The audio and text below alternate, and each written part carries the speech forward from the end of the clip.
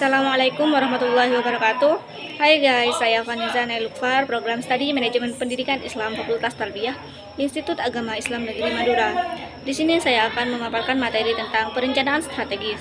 Yang pertama, komponen perumusan kebijakan strategi. Di sini yang pertama, komponen strategi. Komponen strategi adalah analisis lingkungan bisnis yang diperlukan untuk mendeteksi peluang dan ancaman bisnis. Yang kedua, analisis profil perusahaan untuk mengidentifikasi kekuatan dan kelemahan perusahaan. Yang ketiga, strategi bisnis yang diperlukan untuk mencapai tujuan perusahaan dengan memperhatikan. Yang keempat, visi dan misi perusahaan, hubungan antara lingkungan bisnis dan profil perusahaan, memberikan indikasi pada apa yang mungkin dapat dikerjakan. Yang kedua, ada perumusan strategis. Perumusan strategis adalah pengembangan jangka panjang untuk manajemen efektif dari kesempatan dan ancaman lingkungan. Dilihat dari kekuatan dan kelemahan perusahaan, perumusan strategis meliputi menentukan misi perusahaan, menentukan tujuan-tujuan yang dapat dicapai, pengembangan strategi, dan penetapan pedoman kebijakan. Yang ketiga, kebijakan strategi. Kebijakan menyediakan pedoman luas untuk mengambil keputusan organisasi secara keseluruhan. Kebijakan juga merupakan pedoman luas yang melakukan perumusan strategi dan implementasi. Kebijakan-kebijakan tersebut diinterpretasi dan diimplementasi melalui strategi dan tujuan divisi masing-masing. Pembahasan yang kedua di sini ada definisi dan ciri program serta kegiatan strategi. Yang pertama, definisi program. Program merupakan suatu rangkaian kegiatan yang dilakukan secara berkelanjutan, yang dilakukan baik secara perseorangan maupun oleh institusi ataupun organisasi. Dalam sebuah pendidikan, program merupakan suatu kegiatan yang wajib dimiliki dalam rangka mencapai visi dan misi sekolah.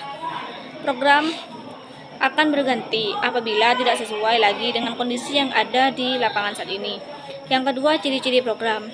Ciri-ciri program di sini memiliki beberapa ciri-ciri. Yang pertama, bersedia membuka diri untuk berubah untuk mencapai target yang telah ditentukan. Yang kedua, berkolaborasi terus-menerus. Yang ketiga, program kerja pada intinya adalah perencanaan yang menjabarkan secara detail terhadap langkah dan tindakan yang diputuskan dalam mendeskripsikan kebijakan-kebijakan institusi. Yang keempat, program kerja bisa dirumuskan dan ditentukan dalam masa berjangka panjang menengah, yaitu 3-5 tahun atau berjangka tahunan. Yang kelima, program kerja tidak terlepas dari kebijakan-kebijakan yang sudah ditentukan. Dan yang terakhir, program kerja harus dikorelasikan terhadap visi, misi, target, objek, dan keputusan yang sudah ditentukan. Yang ketiga di sini ada kegiatan strategi. Kegiatan-kegiatan strategis dapat menetapkan dasar yang mempedomani dalam mencapai target dan objek institusi. Dalam pencapaian target dan objek institusi, maka institusi membutuhkan tanggapan dan desakan yang kuat dan spesifik dalam bentuk kebijakan. Pembahasan yang ketiga di sini ada rencana strategis atau Renstra dan cara pengisian rencana strategis. Rencana strategis adalah dokumen yang digunakan untuk berkomunikasi dengan organisasi tujuan, organisasi dan aksi yang diperlukan untuk meraih tujuan tersebut, dan segala elemen kritis lain yang dibangun selama mengolah perencanaan.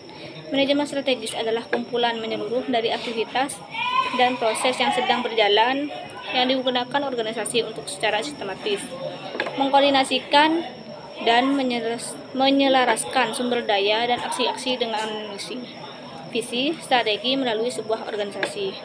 Dan pembahasan yang keempat di sini ada rencana kerja tahunan.